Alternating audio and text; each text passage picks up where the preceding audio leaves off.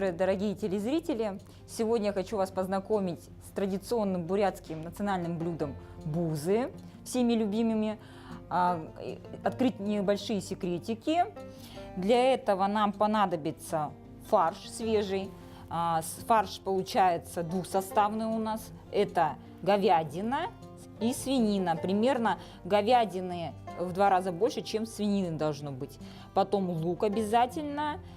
Чесночок, кто любит, соль, перец, и обязательно водички добавляем, лучше холодненькой. У нас имеется также тесто, обычное пельменное тесто, да, мука, вода, соль, яйцо.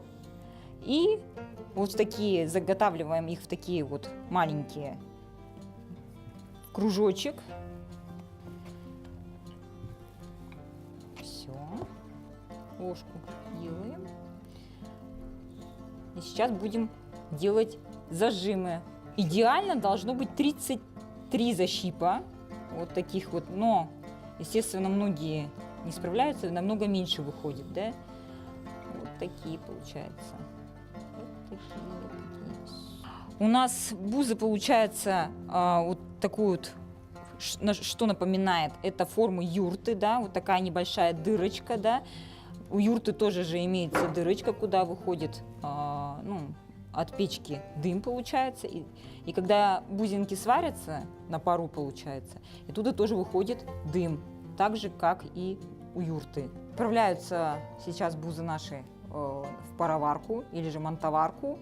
В пароварку мы заливаем туда определенное количество воды, да, и смазываем обязательно донышки, получается, растительным маслом, да, чтобы они не прилипли к листам.